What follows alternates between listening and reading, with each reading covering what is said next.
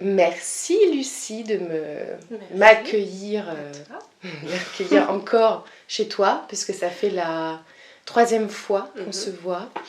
J'avais envie de te poser des questions pour ceux qui ne connaissent pas la kinésiologie, parce que y a énormément de techniques de soins. On va dire que c'est une technique de soins, c'est ça?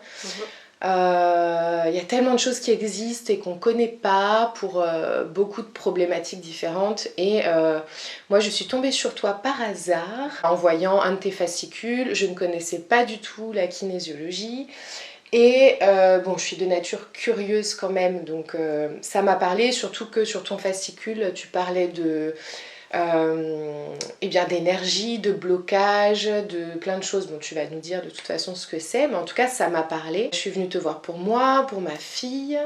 J'étais très satisfaite, et du coup de toute façon sur cette chaîne le but c'est de partager toutes ces techniques, toutes ces thérapies. Du coup voilà, merci de prendre le temps de répondre à mes questions. Je t'en prie. Et dis-nous, alors qui es-tu, qu'est-ce que tu faisais avant, maintenant, comment t'es tombée sur la kinésiologie? Alors, je suis donc Lucie L'Église.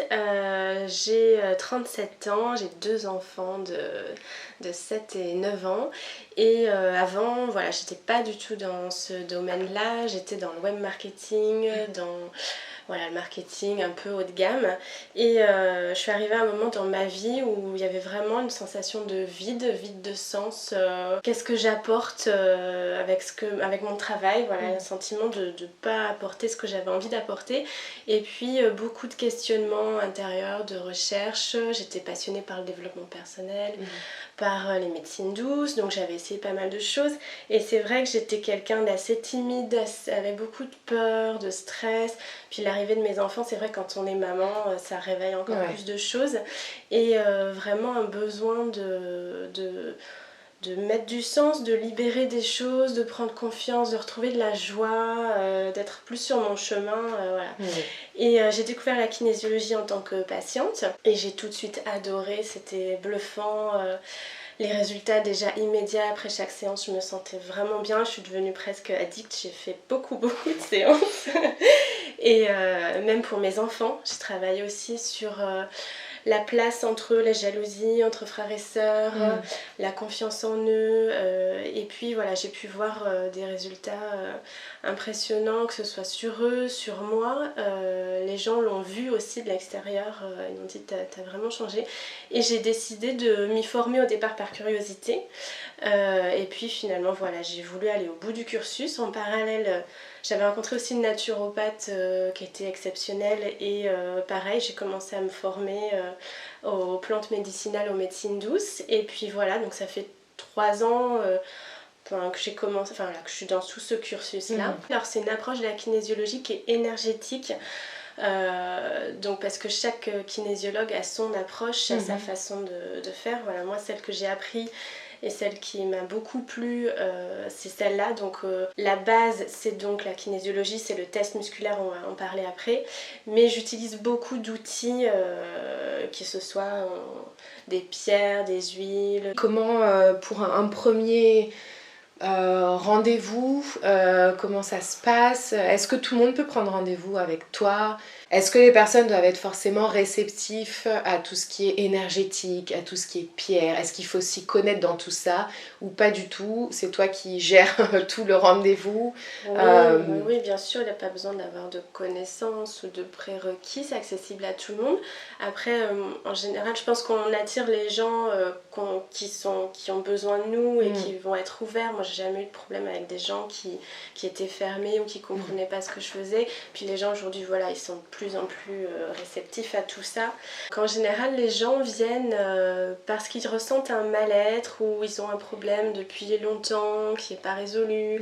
Voilà, avoir une grosse fatigue, envie de rien, avoir une tendance un peu dépressive, ou ça va être à la suite d'un choc, par exemple une séparation, un deuil, des problèmes de douleurs chroniques qui ne passent pas.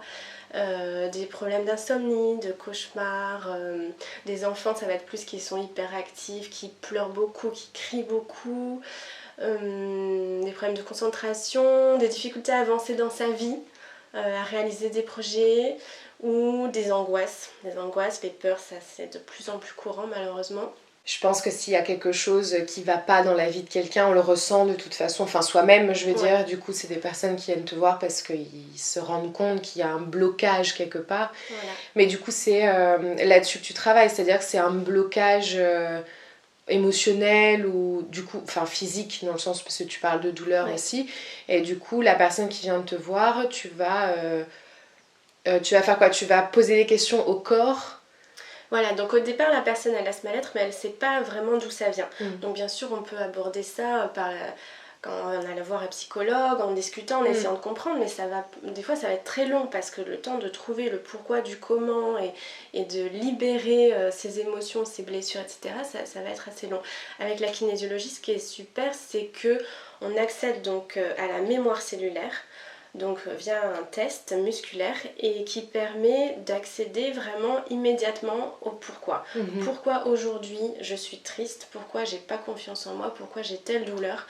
Et le corps va nous guider, va nous dire voilà, à tel âge, il y a eu telle émotion, il y a telle croyance négative qui s'est mise en place, ou il y a eu tel choc, telle blessure, telle peur.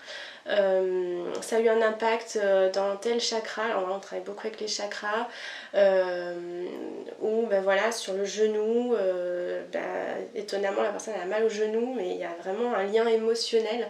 Donc pour tout ce qui est douleur, je travaille beaucoup avec le dictionnaire des symboles des malaises et des maladies de Jacques Martel, où voilà, on va regarder la symbolique parce que tout ce qui est physique à 80% a une cause émotionnelle, parce que c'est la manière qu'a le corps de nous transmettre ce message et de tirer une sonnette d'alarme pour dire là il faut que tu m'écoutes, il faut vraiment que tu m'écoutes parce que ça ne va pas. Et il faut que tu prennes soin de toi, que tu te poses et que tu écoutes ce qui ne va pas. Donc la personne, souvent quand elle arrive, elle ne sait pas trop d'où ça vient. Donc moi, de par mon expérience personnelle, des lectures que j'ai pu faire et des choses que j'ai pu voir avec mes patients, je commence maintenant à savoir, déjà avoir l'intuition de me dire bon bah ça me parle de blessure d'abandon, ça me parle de besoin de vous aimer, de vous autoriser à être votre priorité dans votre vie, ou voilà, ça peut être relationnel, ou etc. Et le test va le confirmer. Donc c'est vrai que c'est impressionnant parce que moi je connais pas la personne, et au fur et à mesure de la séance on tombe sur des choses, tout est cohérent, tout est juste et tout moi est ça cohérent. m'avait vraiment impressionnée parce que je me souviens que tu m'avais posé des questions pareil, est-ce qu'à tel âge il s'est passé telle chose, etc. Et c'était vraiment bluffant parce que ça répond vraiment très très bien à ce qu'on a vécu, c'est dingue quoi de se dire que le corps peut te répondre comme ça quoi. Voilà, on accède au corps, à l'inconscient, à ce qu'on y met derrière, mais en effet il y a pas... Et puis on hérite aussi donc de mémoire, de blessures, de peurs de nos ancêtres, de nos parents, de nos arrière-grands-parents, ça peut remonter très loin. Et avec ce test on peut savoir, parce que des fois on a des peurs excessives dans telle situation, on ne sait pas pourquoi, ça ne nous appartient pas vraiment. C'est quelque chose dont on a hérité. On n'hérite pas que de l'ADN, de physique. On hérite de mémoire de peur, par exemple des grands-parents qui ont vécu la guerre. On peut avoir la peur de manquer, ou si ils ont vécu des séparations ou une difficulté par exemple à avoir sa place de femme. À pouvoir être bien en tant que femme, s'épanouir en tant que femme, oser avoir un métier où on est bien, etc. Ça peut être toutes les générations avant, les femmes elles n'avaient pas vraiment leur place. Donc c'est des choses, même si aujourd'hui la société elle évolue, qu'on porte en nous, et si on ne libère pas toutes ces mémoires, si on ne prend pas conscience de tout ça, même en prenant, en ayant compris d'où vient le problème, c'est difficile de vraiment aller mieux. Donc une fois qu'on a identifié toutes ces mémoires, on va faire à chaque fois des corrections énergétiques. Donc c'est là où justement je vais utiliser ces outils. Donc il y a des choses comme les fleurs de bac, il y a des élixirs phytospagiriques de plantes, il y a donc des pierres, les solides de Platon, j'utilise des huiles qui ont une vibration assez particulière. Et après, on utilise des choses plus basiques. Il y a par exemple l'exercice de rotation oculaire où on va ancrer vraiment une phrase. Par exemple, j'ai le droit d'être heureuse. Voilà, on va vraiment envoyer l'information à toutes les zones du cerveau pour bien ancrer cette croyance, ce droit. Et du coup, au niveau des tapotements, je te coupe, mais c'est lié aussi à l'EFT ou pas? Parce que je te vois tapoter et je sais que oui, voilà, je me suis renseignée un peu. elle explique, elle utilise plein de choses différentes. Donc on va utiliser aussi la médecine chinoise, des points d'acupuncture, on va travailler sur les méridiens, avec toujours la symbolique des méridiens. Il y a en effet voilà, des points qui correspondent, donc là des points qu'on tapote en rotation oculaire, ça correspond à des méridiens. Donc avec, ça travaille sur le niveau des peurs, de la confiance. Voilà, donc ça va encore plus ancrer dans le corps. Donc on ancre dans le cerveau, on ancre dans le corps. Et ça, c'est des outils après que les gens peuvent utiliser tout seuls. Moi, j'aime bien après qu'ils soient autonomes, les aider à comprendre le mécanisme, qu'est-ce qui se passe quand j'ai telle émotion, ça vient dire quoi, quelle est la croyance derrière, et essayer tout seul de se dire, je mets la croyance inverse, j'ancre la croyance inverse. Et c'est ça aussi, prendre soin de soi et s'aimer. Et en fait, c'est la base de tout pour... dans sa vie pour aller bien. De base, je pense justement que quelqu'un qui vient te voir a déjà fait un très gros pas en avant dans sa vie, parce que ça sous-entend que la personne veut mettre le point sur ce blocage parce qu'il ressent qu'il y a quelque chose qui ne va pas. Et donc toi, tu es là pour mettre le doigt dessus et remonter peut-être sur des mémoires cellulaires ou des choses ancrées qui sont là.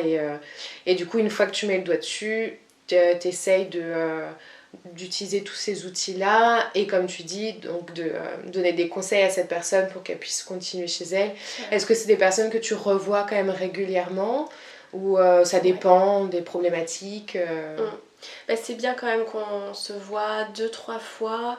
Après, ça dépend des problématiques, mais souvent, c'est des choses assez profondes où il y a beaucoup de mémoire et on ne peut pas tout régler en une séance parce que pour le corps, c'est trop fatigant. Et puis déjà, les séances, elles durent bien 2 heures en général. C'est assez long parce que je prends vraiment le temps aussi de parler, d'échanger, de comprendre sur les infos sur lesquelles on tombe et puis d'essayer de transmettre aussi ce que j'ai pu expérimenter moi. Et donc oui, souvent, il faut plusieurs séances. Et puis la kinésiologie, on peut en faire toute sa vie, je veux dire, sur tous les sujets où on a besoin d'un petit coup de pouce, d'alléger ce qui nous empêche d'aller de l'avant. Et puis ça peut être problématique sur le travail, sur les relations amoureuses, sur sa place en tant que maman, sur de la fatigue, sur ses projets. Enfin, il y a tellement de sujets. Moi, je sais que j'en fais régulièrement dès que j'ai besoin d'éclaircir ou d'aller mieux sur un sujet. Mais toi, tu es là aussi, en plus de toute la technique de soins, je pense que tu fais partie des personnes aussi qui ont de l'écoute, tout simplement. Et je pense que les personnes qui viennent te voir sont là aussi pour... une fois que tu mets le doigt dessus, pour se confier aussi, et je pense que ça fait du bien de pouvoir parler. Oui, ça fait partie de la guérison, de se sentir écouté, entendu. Et en fait, c'est aussi, j'essaye au maximum d'être dans une énergie où je suis ancrée, où je suis dans l'amour. Et l'amour, l'attention qu'on va donner aux gens, ça va les soigner. Juste ça, en fait, l'intention. De les aider. Et ça, voilà, ça fait partie de l'ensemble du soin, quoi. On ressort de là, on se sent vraiment... moi, j'avais cette sensation de légèreté, en fait, légèreté, de confiance. Je sais pas comment l'expliquer autrement. C'est vraiment ce ressenti...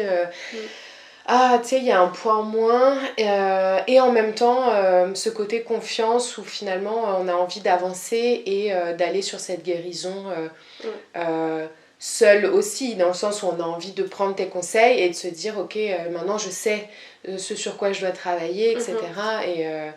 Et ça fait du bien, tout simplement. Ouais, voilà, parce que tout simplement, je rappelle les droits fondamentaux qu'on n'a pas appris en étant enfant. On est toujours, c'est pas bien d'être égoïste, pas bien de penser à soi, il faut penser aux autres, il faut travailler, il faut réussir. Et ça nous coupe complètement de nos rêves, de nos besoins, ou même on est coupé de nos émotions aussi. De nos ressentis aussi, juste. Voilà. Les enfants, on leur dit arrête d'être en colère, arrête de pleurer, sois forte. Bah oui, mais c'est pas comme ça que ça fonctionne. Non. Parce que quand on va pas écouter ses émotions, ça va grossir, ça va créer une sorte de boule et voilà, des douleurs, des mal-être, des symptômes physiques, etc. Et malheureusement, il y a des gens, comme tu dis, il y a des gens qui viennent me voir, ils sont dans une démarche, voilà. Mais il y en a d'autres, ils arrivent voilà, à 70, 80 ans, ils n'ont jamais rien fait pour prendre soin d'eux. Ils arrivent à un état vraiment, ils pleurent tout le temps, ils sont pas bien du tout. Et enfin, voilà, enfin ils prennent soin d'eux et ils repartent avec les étoiles dans les yeux. Et ça, c'est juste waouh, quoi. C'est le plus beau des cadeaux. Donc j'adore ce que je fais. Je pense que de toute façon ma pratique elle va tout le temps évoluer. On rajoute, chaque thérapeute il rajoute des pièces au puzzle. Oui, donc tu as rajouté au fur et à mesure des outils avec les années. Donc j'imagine, je vois un petit peu tout ce que tu utilises là. Donc tu rajoutes pour t'aider finalement en plus ou... Oui, c'est d'mettre d'autres corrections. Ou par exemple, j'ai une amie qui est thérapeute qui travaille beaucoup sur l'enfant intérieur. Elle m'a fait faire une méditation sur l'enfant intérieur. Je me suis rendu compte à quel point ça fait du bien. Et c'est quelque chose que j'ai rajouté dans les corrections que je peux faire. J'accompagne la personne à faire une mini méditation de 5-10 minutes sur l'enfant intérieur, aller voir son enfant intérieur, lui donner de l'amour, de l'attention, tout ça. Donc aussi ça va être des choses que je vais apprendre, expérimenter moi, ou des livres sur lesquels je vais tomber, où il y a des choses assez nouvelles dans les techniques de libération. Avec ce que tu es en train de me citer là, de tous les outils que tu utilises, finalement j'ai l'impression que c'est tous les outils qu'on peut nous-mêmes justement expérimenter tout au long de notre vie. Voilà.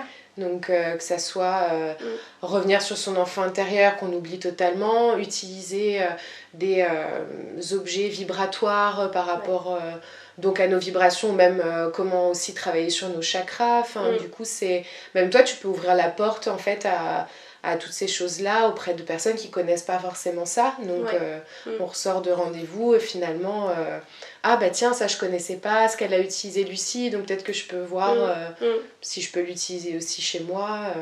Donc tu ouvres vraiment la porte à plein de choses. Oui.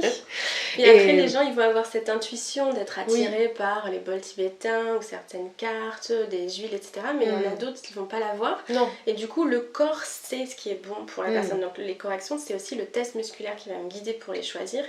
Et donc voilà, savoir que après ça donne cette info que voilà, il faut travailler au niveau du plexus, ça symbolise ça, il y a tel et tel exercice qu'on peut faire au quotidien en plus de la séance. Et justement, est-ce que tu peux nous dire ce que c'est le test musculaire que tu fais du coup aux patients qui viennent te voir, comment ça fonctionne ? Oui, alors donc moi je travaille, les gens ils sont allongés je travaille juste avec leur avant-bras, avec leur poignet. Et l'idée, en fait, donc moi je vais appuyer sur le poignet et le muscle va tenir ou lâcher. Alors ça peut être assez subtil, la personne ne va pas forcément le sentir elle.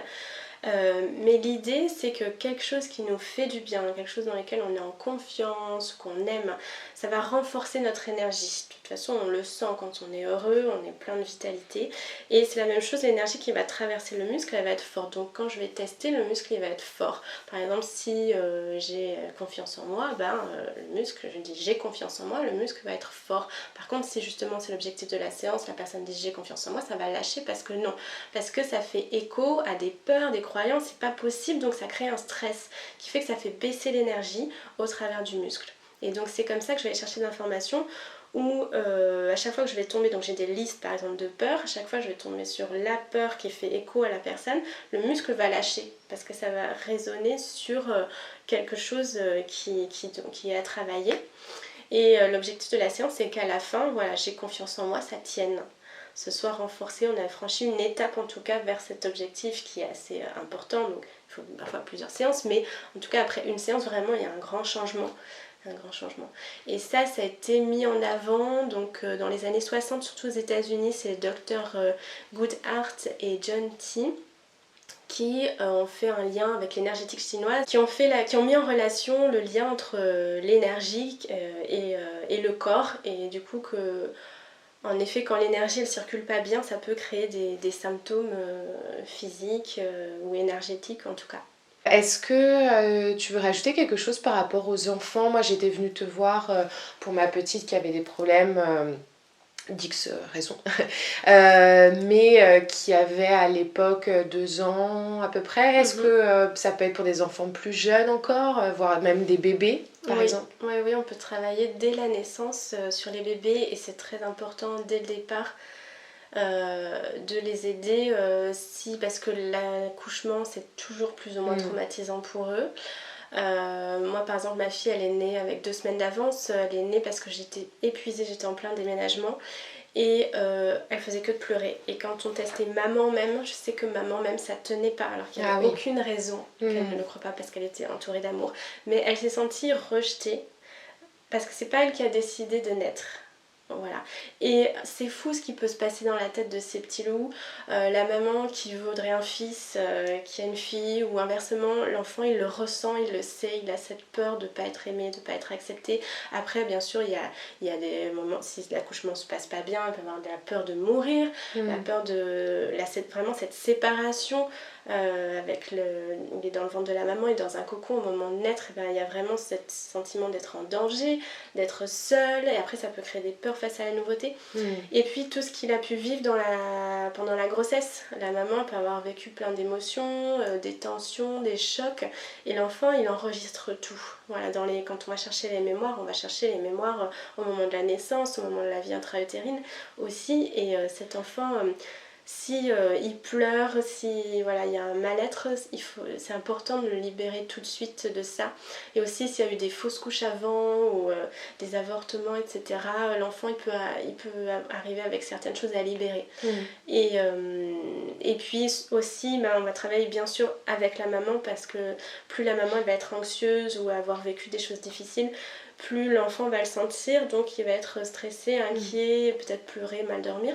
Donc c'est très important de pouvoir aider ces petits bouts dès le début à avoir confiance en eux, être serein, savoir qu'ils ont leur place, qu'ils sont aimés, qu'ils sont en sécurité. C'est un très beau cadeau qu'on peut faire aux petits loups. Et voilà, donc oui, c'est tout à fait possible. Alors des fois, les tout bébés, c'est pas évident de les tester, n'est-ce pas Puis c'est pas évident de les laisser sans bouger sur la table pendant 1 heure ou 2. Donc je vais travailler avec la maman. Enfin, c'est une technique de transfert. Enfin, de toute façon, la maman et le bébé, ils sont liés. Et je teste au travers de la maman les mémoires de l'enfant. Alors c'est vrai que ça peut paraître difficile à concevoir. Mais tout est lié de toute façon. Donc mais voilà, tout est cohérent, les résultats sont là, donc voilà, même moi des fois je doute, mais j'ai tout le temps des confirmations que ça fonctionne. Donc, mais de toute façon, je pense qu'en règle générale, bien entendu, comprendre ou pas, oui, comment tu peux faire pour travailler sur un enfant par le biais du corps de la maman. Je pense qu'il faut avoir une ouverture d'esprit aussi du fait qu'on est tous connectés, que travailler avec les énergies, travailler avec tout ça. Moi j'ai bien vu les résultats aussi par rapport à quand je suis venue te voir, du fait que du coup tu as travaillé sur moi pour la petite qui n'était pas là. Si ça t'embête pas, j'aimerais justement rebondir par rapport au fait que j'anticipe un petit peu les demandes des gens. Il y a beaucoup de personnes, je pense, pour la kinésiologie comme pour beaucoup d'autres techniques ou thérapies un peu alternatives, s'il n'y a pas de recherche scientifique, si on ne peut pas prouver X ou Y raison, mais même les chakras, tout ça, je pense que on y croit pas. Est-ce que tu as un message ou est-ce que tu pourrais me dire juste ce que tu en penses par rapport à ça? Les personnes qui vont se dire non mais ça va être des charlatans ou c'est lié à une secte ou peu importe ce qu'on peut entendre. Encore une fois, kinésiologie ou autre chose. Même voilà, plus grossièrement, plus globalement en tout cas, qu'est-ce que tu aurais envie de dire par rapport à ça? Alors, déjà ce que je peux dire c'est que la science aujourd'hui elle est en train de confirmer plein de choses sur le plan énergétique. Qu'en effet la matière à la base c'est de l'énergie concentrée, enfin que tout est énergie au final. Pour tout ce qui concerne par exemple le mécanisme des peurs, on va tester scientifiquement que quand on médite, ça va vraiment apaiser la réaction au niveau du cerveau reptilien, que c'est vraiment confirmer, oui, la méditation vérifier, aussi. voilà, Ouais, il y a ouais, des expériences de plus en plus concrètes qui sont faites et qui confirment que non, c'est pas juste une lubie, que c'est bien réel et concret. Après, je peux comprendre qu'il y a des personnes qui sont pas du tout ouvertes, ça ne leur parle pas, et il y a respect, c'est vraiment... Oui, bien sûr, le but c'est pas de faire chacun, changer les croyances non plus, ou voilà. de dire ouais, si clair. ça vous parle pas, c'est que c'est pas pour vous, c'est pas le moment, et c'est ok. Et mais voilà, je pense que de toute façon, les personnes qui sont pas ouvertes vont pas forcément venir, ou celles qui y croient pas, voilà, oui, bien sûr. c'est pas adapté. Et sectaire, etc., tout ça, ça me semble un peu fort, mais je peux comprendre. Aujourd'hui, il y a les opposés, ils sont de plus en plus forts, de toute façon. Hein. Donc, il y a des gens, en fait, de toute façon, quand il y a une réaction excessive comme ça, souvent c'est que ça va toucher des peurs en eux, ça va toucher des choses profondes. Et c'est ça qui est intéressant de savoir, c'est pourquoi tu rejettes ça. Pourquoi tu rejettes ça? Est-ce que tu as un besoin de contrôler, tu as un besoin de vérifier, tu as un besoin de prouver? Après, en règle générale, je pense que c'est toujours lié à la peur. Enfin, quand on dit, tu sais, que ce qu'on connaît pas, la peur de surtout. Voilà. Oui, le fait que ça soit quelque chose déjà, quand on parle d'énergie, de vibration, c'est toujours quelque chose, en tout cas, qui n'est pas visible à l'œil nu. Ouais. Mais ce qui est drôle, c'est que ce matin, je parlais à ma nounou que je venais te voir, qui elle a déjà expérimenté la kinésiologie aussi, donc on a pu en parler ce matin. Ouais. Et elle me disait, tu sais, moi, quand j'ai commencé à parler de yoga il y a quelques années, déjà à l'époque, on me disait que c'était une secte, le yoga. Et du coup, je pense que c'est ça, c'est plus le fait que... Au fur et à mesure des années, je pense qu'il y a des choses qui vont être un peu plus alors compréhensibles ou non, je sais pas, mais en tout cas mieux perçues. Je trouvais ça très important de faire ce type de vidéo parce que ça fait partie des techniques de soins qui sont pas du tout connues. Enfin moi, avant de tomber sur ton fascicule, je ne savais pas du tout que ça existait. Et ça m'a ouvert en plus d'autres portes sur d'autres choses et je trouve ça génial parce que il y a beaucoup de techniques ou de thérapies qui sont là pour aider en fait les êtres humains à se sentir mieux, à mettre le doigt sur encore une fois des blocages et juste j'ai envie de te remercier pour ça. Je t'en prie, merci à toi. Et je sais pas si tu veux rajouter autre chose. Oui, ce que je voulais dire, c'est que moi ce que j'aime dans la kinésiologie, c'est que c'est pas comme un soin purement énergétique où on se laisse porter, on a des ressentis, après on se sent mieux.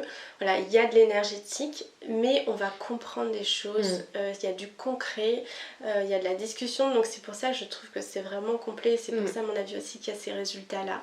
Et voilà, après donc petit à petit là, je vais terminer ma formation sur les plantes médicinales et j'ai envie d'utiliser aussi quelques plantes après pour aider, une fois qu'on a libéré au niveau émotionnel, tout ça, aider au niveau du corps, au niveau physique, à drainer, à apaiser. Un support en plus. Voilà, donc ça, comme je te disais, ça va évoluer. Et puis là, j'ai des amis aussi qui ont envie que je les forme, donc qui font aussi des soins. Donc c'est très chouette en fait d'être dans cette communauté de gens. Et puis même avec les patients, en fait, il y a un lien qui se crée.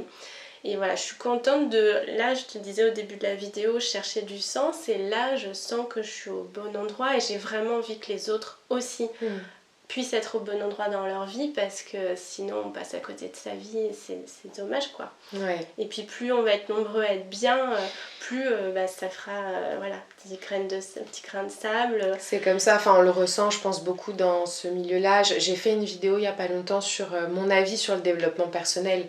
Je parlais pas de développement spirituel, mais pour moi tout est lié.